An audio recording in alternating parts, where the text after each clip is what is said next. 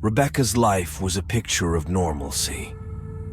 She lived in a cozy apartment in a bustling city, worked as a graphic designer for a well-known advertising agency, and enjoyed evenings with friends at local cafes. Her routine was predictable but comforting. That sense of security was shattered one crisp autumn morning. It started with a letter innocuously placed on her kitchen table.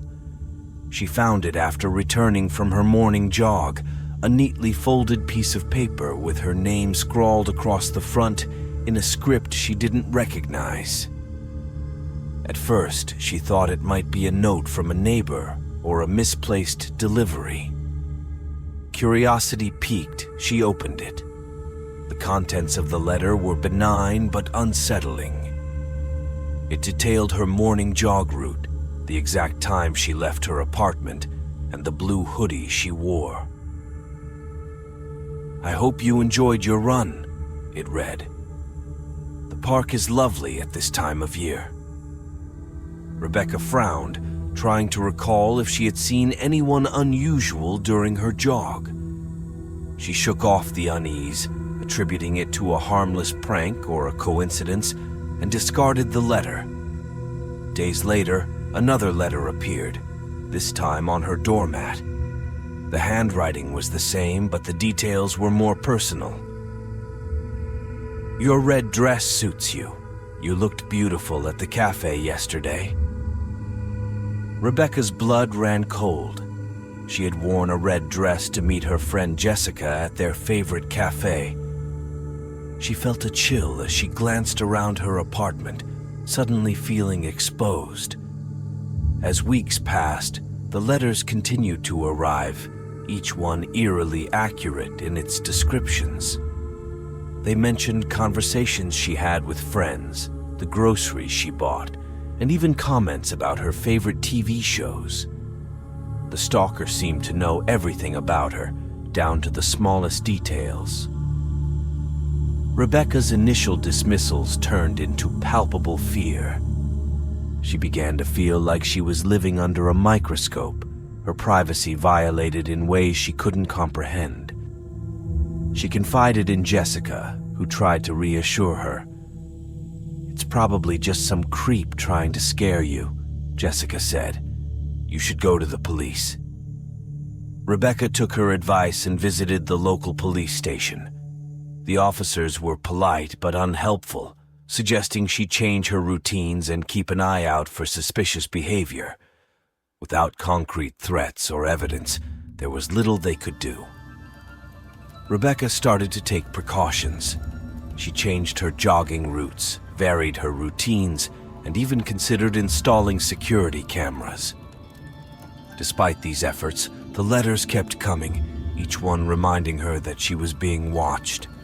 The notes grew more threatening, hinting at intimate moments in her life that no one should know about.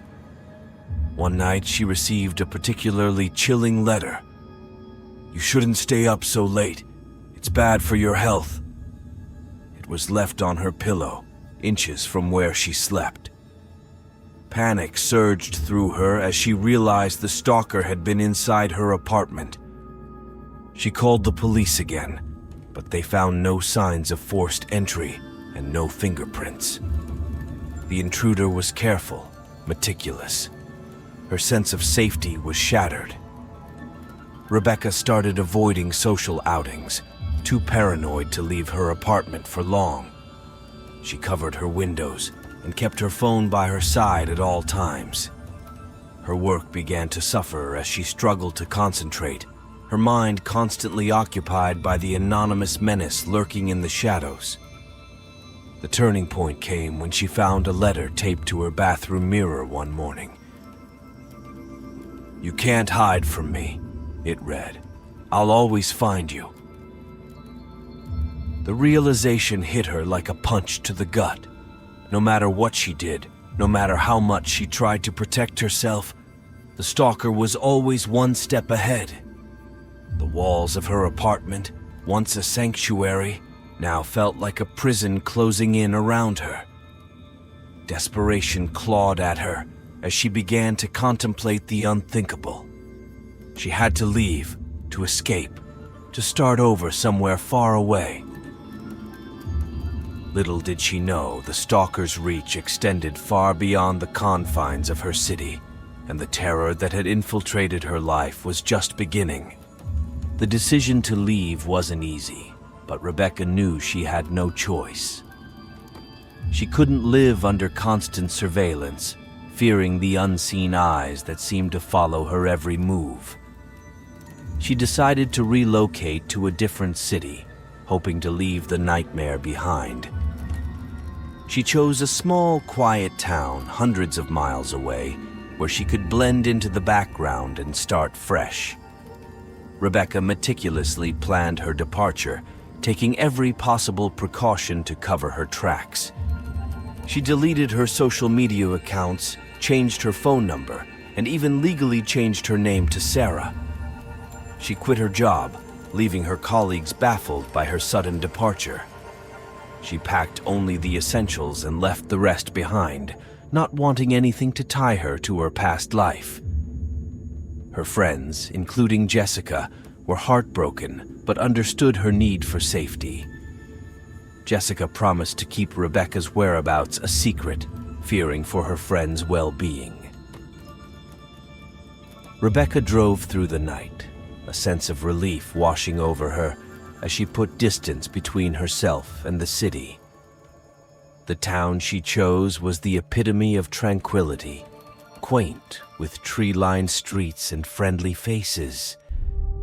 She found a small cottage on the outskirts, secluded yet close enough to town.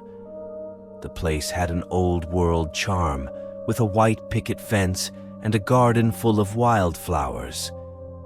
It felt like a safe haven, far removed from the horrors she had endured. The first few weeks were blissfully quiet. Rebecca settled into her new life, finding solace in the town's slow pace. She took up gardening, spent afternoons reading in her cozy living room, and even adopted a stray cat she named Luna. For the first time in months, she felt a semblance of peace. She secured a remote job as a freelance graphic designer, working from the comfort of her home.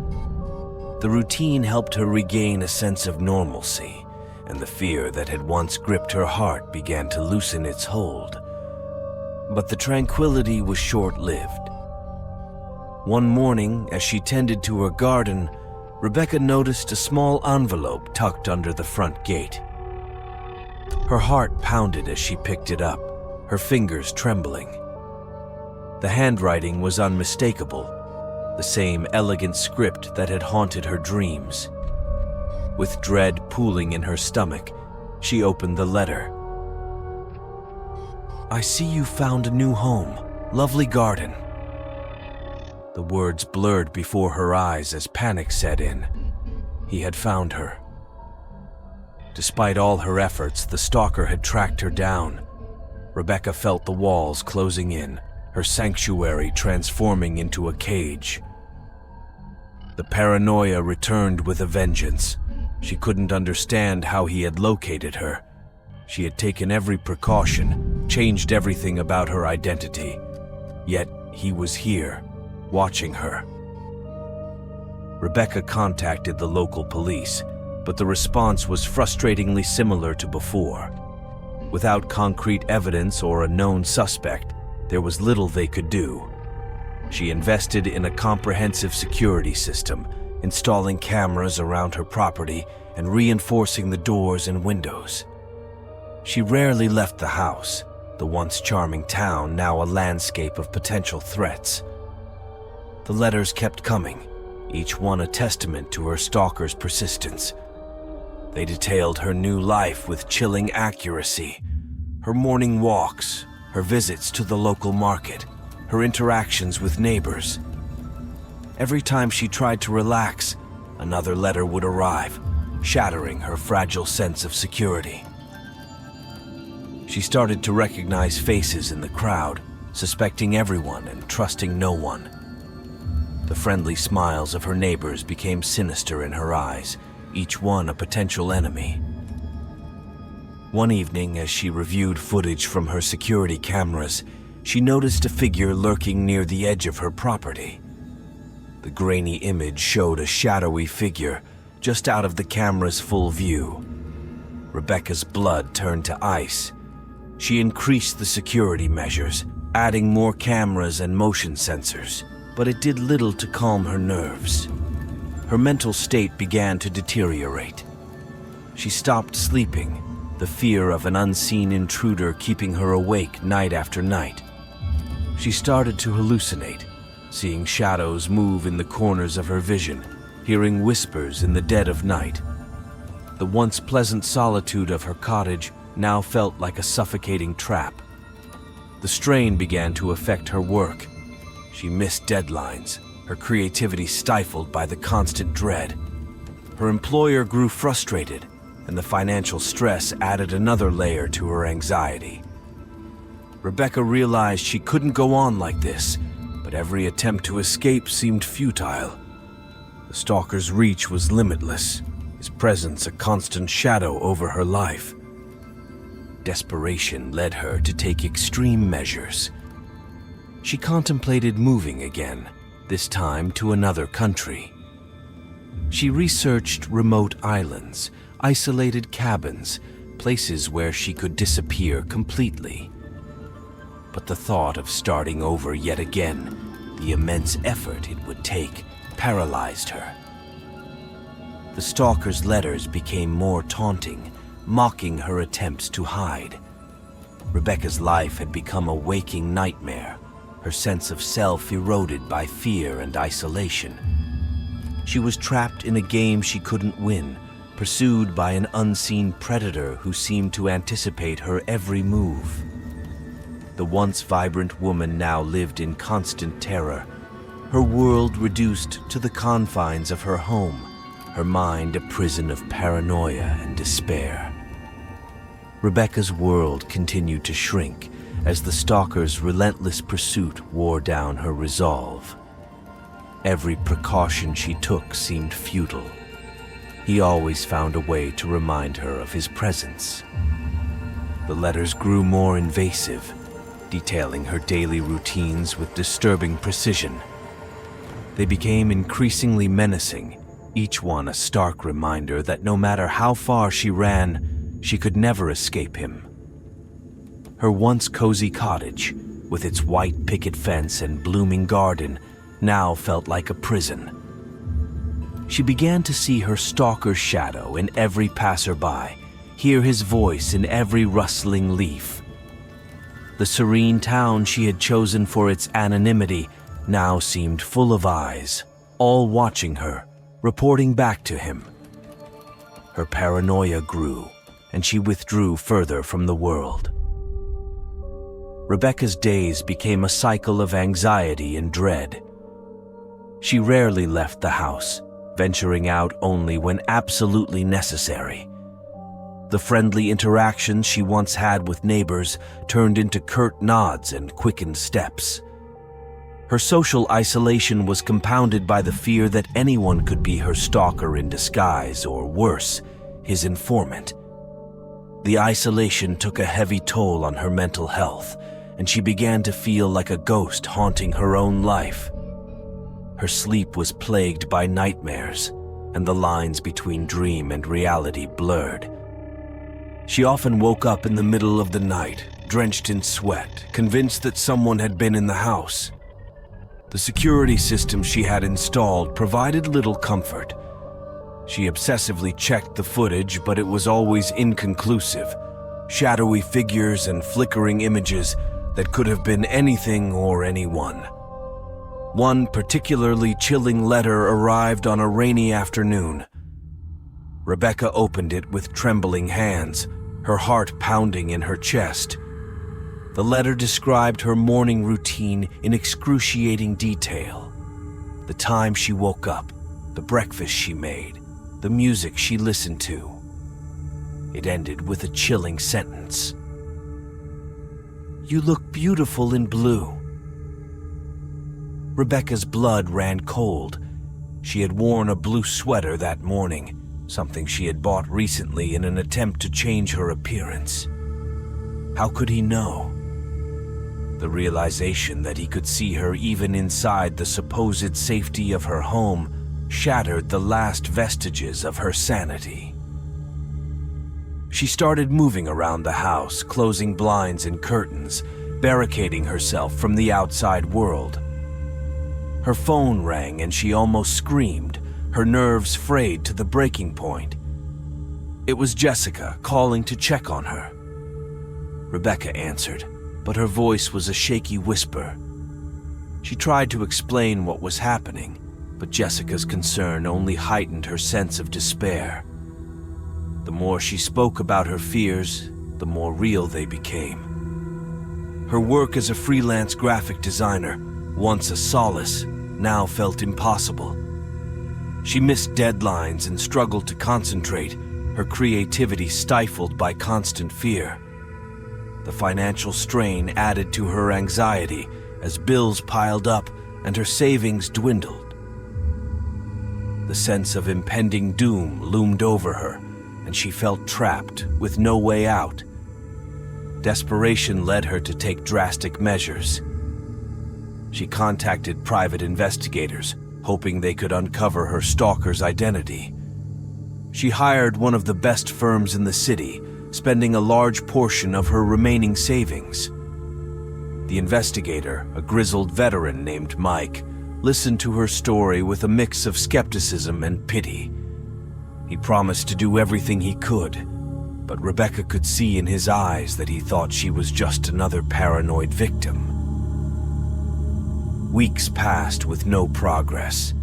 The letters continued to arrive, mocking her efforts to find him.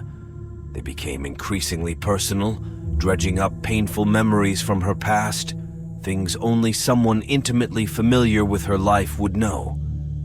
Rebecca felt completely exposed, her life laid bare for a predator who reveled in her suffering. Her mental state deteriorated further. She stopped eating regularly, her once healthy frame growing gaunt and frail. She rarely slept, and when she did, it was fitful and plagued by nightmares. Her hair, once shiny and well-kept, became tangled and unwashed. She barely recognized herself in the mirror, the reflection showing a woman broken by fear. One evening, as she reviewed the latest footage from her security cameras, she noticed something that made her blood run cold. A figure stood at the edge of her property, partially obscured by shadows. It was the same figure she had seen before, always just out of clear view. Panic set in, and she called the police, but by the time they arrived, the figure was gone. The police were sympathetic but ultimately unhelpful.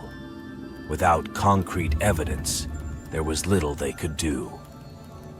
Rebecca felt more alone than ever, her cries for help falling on deaf ears. She realized that she was truly on her own, with no one to protect her from the unseen threat that haunted her every waking moment. Her world became increasingly insular. She stopped answering calls and emails, fearing they could be from her stalker. She disconnected from her remaining friends, including Jessica, who tried desperately to reach out. Rebecca couldn't bear the thought of dragging them into her nightmare. She was a prisoner in her own home, trapped by fear and paranoia, unable to see a way out. Rebecca's life had become a waking nightmare. The isolation, the fear, and the constant paranoia had taken their toll. Her home, once a sanctuary, now felt like a suffocating cell. The curtains were always drawn, the doors locked and double-locked, and every noise was a potential threat. She barely slept, and when she did, it was fitful and plagued by terrifying dreams. The letters kept coming, each one more invasive than the last. They described her actions in real time, detailing things no one else should have known. The stalker seemed to take pleasure in her suffering, his words dripping with malice and mockery. He recounted private moments from her past, digging up memories she had long buried. Rebecca felt completely exposed, her every secret laid bare for him to see. Her mental state continued to deteriorate. She saw his face in every stranger, heard his voice in every whisper. She stopped eating regularly, her once healthy frame becoming gaunt and frail. Her hair, once shiny and well-kept, became tangled and unwashed. She barely recognized herself in the mirror, the reflection showing a woman broken by fear. One evening, as she sat in the dim light of her living room, she heard a noise outside. It was a soft rustling, barely audible, but enough to send her heart racing. She grabbed the baseball bat she kept by the door and moved cautiously towards the window. Peering through a small gap in the curtains, she saw a figure standing at the edge of her property, partially obscured by shadows. It was the same figure she had seen before, always just out of clear view. Panic set in, and she called the police. But by the time they arrived, the figure was gone. The officers were sympathetic, but ultimately unhelpful. Without concrete evidence, there was little they could do. Rebecca felt more alone than ever, her cries for help falling on deaf ears.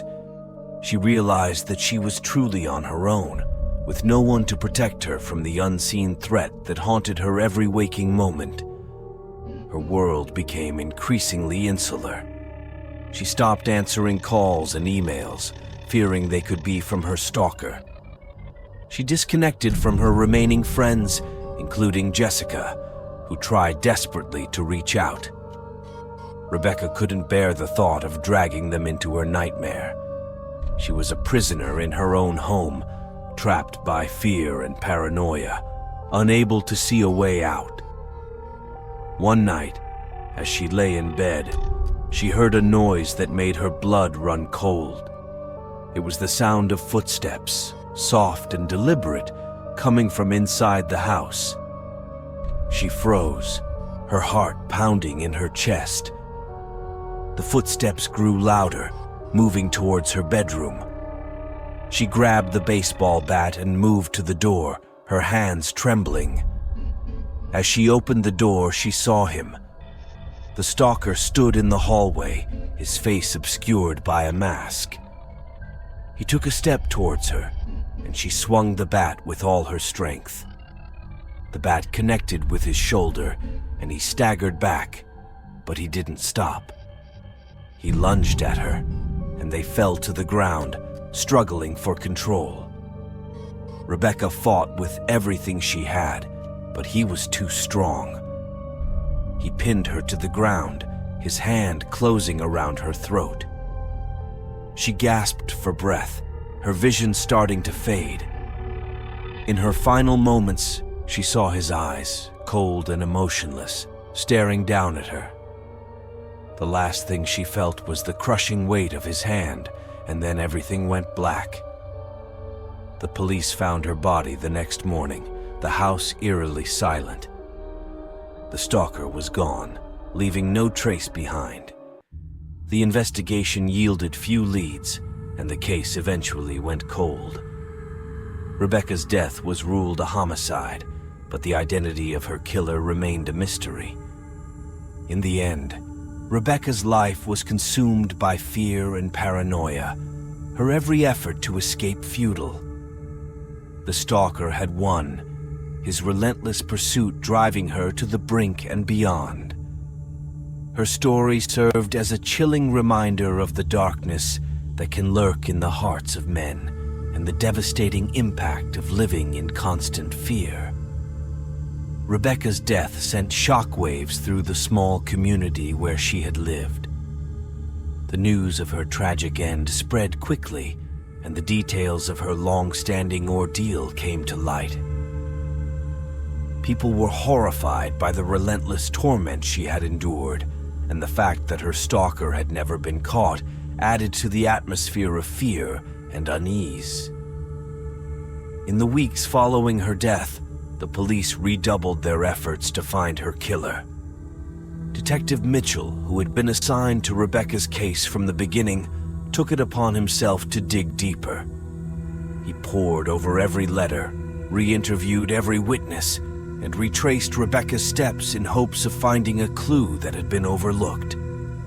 The investigation brought to light the extent of Rebecca's suffering. Her friends and family shared their heartbreak and guilt, regretting that they hadn't done more to help her. Jessica, in particular, was devastated. She had tried to stay in touch, but Rebecca's increasing isolation had made it difficult. The guilt of not being able to protect her best friend weighed heavily on her. The media coverage of the case was extensive. News channels and newspapers picked up the story, painting a picture of a woman driven to despair by an unseen tormentor. Public outrage grew, with many demanding justice for Rebecca and better protections for victims of stalking.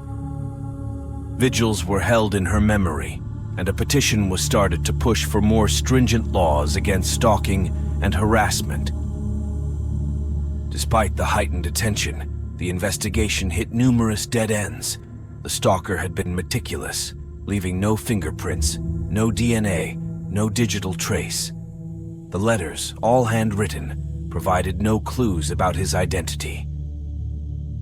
Surveillance footage from around Rebecca's home showed a figure in a hoodie, always careful to avoid cameras or obscure his face. It was as if he had vanished into thin air. In an effort to understand Rebecca's mindset in her final days, Detective Mitchell spent hours reviewing her personal notes and journal entries. He discovered the depths of her fear and paranoia, the lengths she had gone to try and escape her stalker. Her writings were filled with desperation and hopelessness, painting a vivid picture of a woman pushed to her limits.